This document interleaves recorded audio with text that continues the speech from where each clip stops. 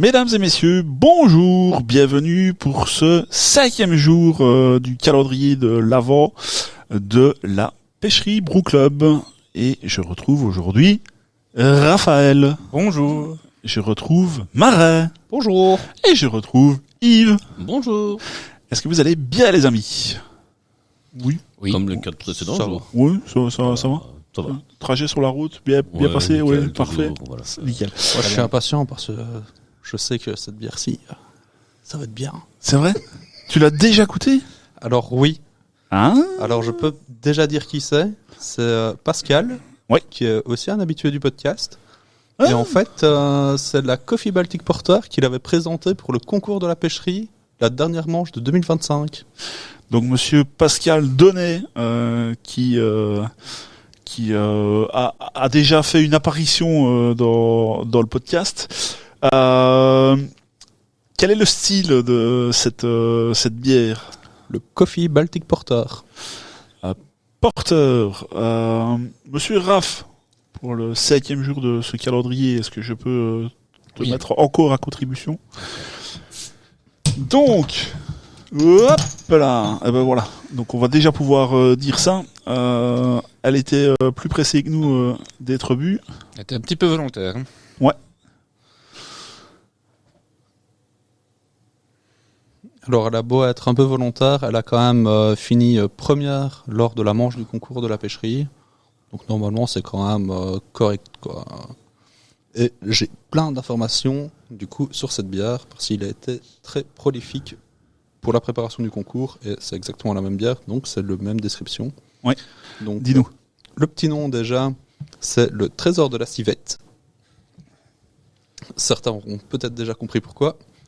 C'est parce qu'en fait, il a fait ça avec du Kopi Luwak, qui est un... Donc les grains de café sont mangés par une civette, Ok.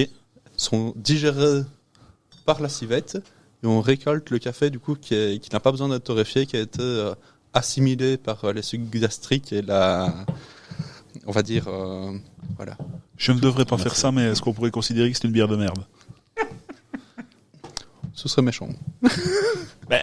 Comme tu l'as Ça expliqué. pas, effectivement. Comme tu l'as expliqué, excuse-moi, mais c'est... Bon, Pascal, évidemment, je rigole. Mais la couleur, messieurs, parce que Pareil, comme les autres. Ah non. non, pas du tout, évidemment. Non, pas du tout. Donc on est sur quelque chose de bien brun, bien porteur. Brun, pas noir non plus. Non, Ah, non, non, justement. Pas exactement noir, hein, non, c'est vraiment brun fonceux. Alors, on l'a dit, elle était volontaire en sortie de bouteille, donc ça a légèrement gueuché. On a une mousse qui Abondante. est abondante. Et beige. Et de couleur, beige, brun très clair. Alors, je sais pas pourquoi, j'ai l'impression qu'on n'a pas la même couleur de mousse. Je me trompe. Non, c'est la même chose. J'ai l'impression qu'elle était légèrement plus claire la tienne, mais c'est peut-être la lumière. J'ai le reflet de la lumière sur ta mousse, donc. Soit. Je parle beaucoup pour ne pas dire grand-chose. Donc. Je sais pas vous, mais malgré qu'elle est brune, moi je vois rien à travers. Alors je ne sais pas si j'ai eu le dernier verre.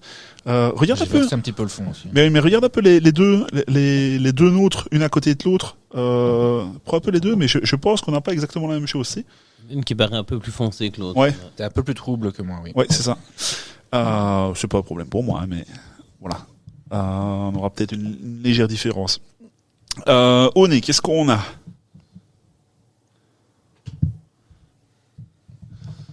Au nez, on a quand même le café et une légère acidité aussi qui revient légèrement. Mais on dirait, alors je m'y entends pas assez au café, mais on dirait vraiment un café vert.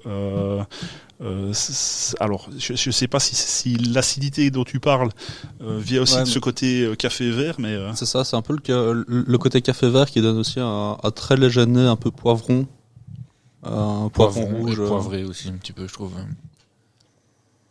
Après, ça c'est typique du café qui n'a pas été torréfié vraiment full et qui n'a pas été grillé complètement. Oui. Enfin bon, la prédominance c'est le café, hein, on est d'accord. D'accord, Ouais. mais oui, c'est vrai que le côté. Il y a quand même un une peu pointe un peu chocolat. piquant, Hein. on a ça, et côté, oui, chocolat. Pas cacao, mais vraiment plutôt chocolat. Plutôt l'amertume du chocolat noir. Je dirais. Ouais. Mais- Il y a même un petit côté légèrement noix verte, tu vois, où tu enlèves juste la peau. Il y a un côté vert en tout cas. Ouais, le côté vert. Mais quand je dis noix verte, c'est les noix fraîches, tu vois, que tu prends, qui n'ont pas Oui. encore eu le temps de sécher, qui sont encore. T'enlèves juste la peau, tu manges ça, c'est tout doux, c'est très sympa. On va goûter, les amis. Santé à vous. Santé. Santé. Santé.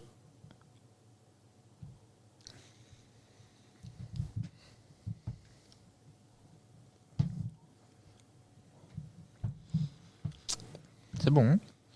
Alors oui, mais par contre, je m'attendais à quelque chose de... Alors, il faut prendre avec des pincettes ce que je vais dire, mais quelque chose de moins rond pour un Baltic Porter. Je sais pas. En fait, au nez, j'avais l'impression que le café allait être... Alors ça, je peux te dire, en fait, son infusion pour le café, donc pour intégrer le café, il a fait un cold brew, donc une infusion à froid pour le café. Oui. Donc c'est ça que ça n'amène pas non plus le côté amer du café, ça aide vraiment à avoir un côté beaucoup plus lisse, beaucoup plus gourmand, Oui. sans avoir le côté astringent ou... Il faut préciser que l'exercice ici n'était pas évident parce qu'on ne voulait pas le côté torréfié du café, on voulait vraiment chercher les arômes qui sont donnés par le café, mais pas le torréfié. Quoi. Ben, sans savoir, moi je vais le dire, on a quelque chose, on a le café froid, quoi. On a vraiment, côté cold brew, là je le retrouve vraiment bien, quoi. Donc, Ouais. Mais on a une petite rondeur en première bouche, et puis on a vraiment cette cassure, si on peut dire, et puis sûrement ce côté, alors café froid, qui ressort bien. Mais sans l'amertume du café. Ouais.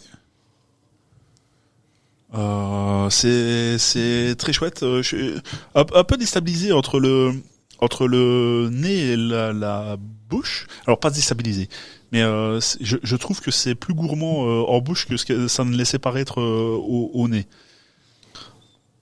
Mais de nouveau, peut-être que je m'attendais à quelque chose de plus amer que ça, plus... Enfin, amer, c'est quand même amer, mais je m'attendais peut-être à quelque chose de plus tranché. Et ici, oui, je prends quand même plaisir sur le côté gourmand quand on avale la bière. C'est vrai que quand on nous dit côté café, on s'attend peut-être à de l'amertume, que ici on n'a pas spécialement. On a... Ouais, et puis je pense que tu as peut-être plus l'habitude aussi des Imperial Stout que des Baltic Porter. Plus que fort probablement, oui. Donc, je pense que c'est peut-être ça que du coup tu vois une bière foncée, tu as peut-être déjà un a priori, tu vois, de mémoire. Oui. Bien que je fais quand même la distinction entre les deux, mais Ouais, mais ouais, ouais, peut-être. Je ne sais pas. C'est peut-être ça, ouais. Mais ce côté vert qu'on avait au nez, ce côté un peu piment, poivron, tout ça, je trouve qu'on le retrouve quand même fort en bouche. On a ce côté un peu... cette petite acidité, cette petite pointe verte. C'est vrai que quand on fait oui de la thèse. Oui, c'est vrai qu'à l'audio, ça. Mais après, au goût, un truc qu'on a quand même au goût, qui est typique d'un Baltic Porter, qu'on n'a pas spécialement au nez, c'est vraiment le côté un peu noisette grillée, que moi j'ai légèrement. Ça reste pas prédominant, mais il y a une petite signature quand même un petit peu qui revient. Ça viendrait du café, tu penses? Non, moi je pense que ça vient plutôt des maltes qui ont été utilisés. Donc dans les maltes, Pascal avait utilisé du pale, du Munich, du chocolat, du Carafa 3 et un peu d'avoine. Ce côté noisette, je le retrouve pas spécialement. Moi non plus. Mais, Je l'ai pas spécialement. Non, c'est que moi alors. Par contre, je suis en train de me poser cette question de ce que je disais, le côté gourmand, mais que je m'attendais pas à ce côté-là en avalant. Je suis en train de me demander si c'est pas ce petit côté avoine qui pourrait donner cette sensation-là, mais je sais pas. Parce que t'es peut-être un peu soyeux, un peu... Ouais. Ouais. Un peu de matière, on va dire ça comme ça, ouais.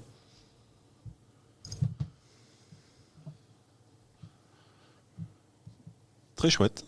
Et le Munich apporte comme aussi pas mal de... De manière générale, le Munich, quand même, a mal qui apporte du corps et qui apporte Pas Il y a mal quand de même une matière. sensation un peu comme le Vienna qui peut amener aussi un côté un petit peu justement fruits secs grillés ou un petit peu légèrement caramel, mais sans être full caramel, c'est pas un cara, mais quand même un peu plus de corps, comme sur les Dunkelweiss ou ce genre de choses. Ouais, c'est ça.